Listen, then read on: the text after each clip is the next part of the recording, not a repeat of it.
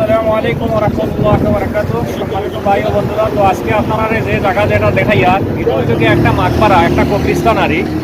তো এটা আগরকার যুগ আরে যে মেয়ে সন্তান জন্ম হইলে যে মাকবারার মধ্যে আনিয়া যে মেয়ে সন্তান যেগুলারে জিন্দা দাফন করা হইতো সেই কবরস্থান। তো দেখো আপনারা যে আপনারা এখানে আমি সোজা লোকেশন দিয়া দিয়ার বিলাল ও ও ও ইয়েটা দেখা, ও টাওয়ারটা দেখা যায়, ওই যে টাওয়ারটা দেখা, ওই যে জয়েন্ট যে টাওয়ার যেটা, ওটা আপনারা ইয়ে হলো খাতাই হবে, ওটা দেখিয়ে আপনারা ওই জায়গার মধ্যে আইবার। আরেকটা জিনিস আমি দেখাই, আর ও হইল গিয়া কিং ফাহাদ গেট, যেটা এই কিং ফাহাদ গেটের ঠিক সামনে আপনারা গাড়োয়া লইয়া আইলে আপনারা এটা সিধা সামনে আইয়া পাইবা।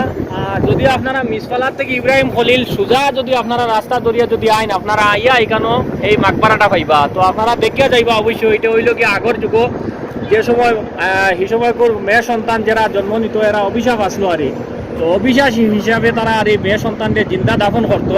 আর শেষ মেয়ে সন্তান ছিল হযরত জামিলারে যে সময় মারা হয়েছে, জামিলারে হত্যা করছিল জামিলার বাবা। এখানে জিন্দা দাফন করার পরে জামিলার বাবার হৃদয়ের মধ্যে প্রচণ্ড কষ্ট হয়, হৃদয়ে দেয়। তখন গিয়া জামিলার বাবা আল্লাহর নবী মুহাম্মদুর রাসূলুল্লাহ সাল্লাল্লাহু আলাইহি ওয়াসাল্লামের দরবারে গিয়া যে নবীজিকে গিয়া সেই বাবা বর্ণনা করছিল যে তার মেয়েরে দাফন করার পরে তার এইরকম কষ্ট হয়েছে, এইটা হয়েছে সেইটা হয়েছে। হওয়ার পরে আল্লাহর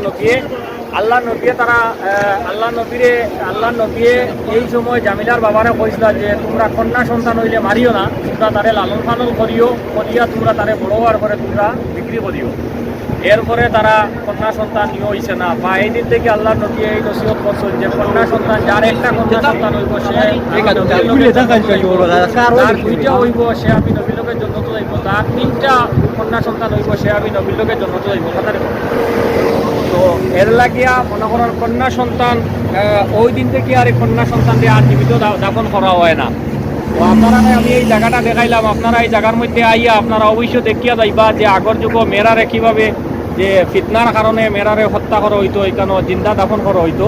তো আপনারা সারা আইবা এই জায়গাটা দেখিয়া যাইবা। আর বিশেষ করিয়া আমরা মা জাতি, নারী জাতি যারা এরা এই জামিলার পর থেকে লিয়ে এরা সম্মানিত হইছে। জামিলারে জিন্দা দাফন করার পর থেকে নিয়া জামিলার থেকে গিয়া ইতিহাস থেকে গিয়া নারী জাতিরে সম্মান দেব হইছে। আজ পর্যন্ত নারী জাতিরে সম্মানে রাখা হয়, সম্মান করা হয় না। হইলে এর আগে নারী জাতিরে ফিতনার জন্য নারী জাতিরে জিন্দা দাফন করা হইতো। তো সুবহানাল্লাহ, নারী জাতিরে আল্লাহ নবী মুহাম্মদুর রাসূলুল্লাহ সাল্লাল্লাহু আলাইহি ওয়াসাল্লাম এতটা সম্মান দেওয়ার জন্য আজকে নারী জাতি এতটা সম্মানী।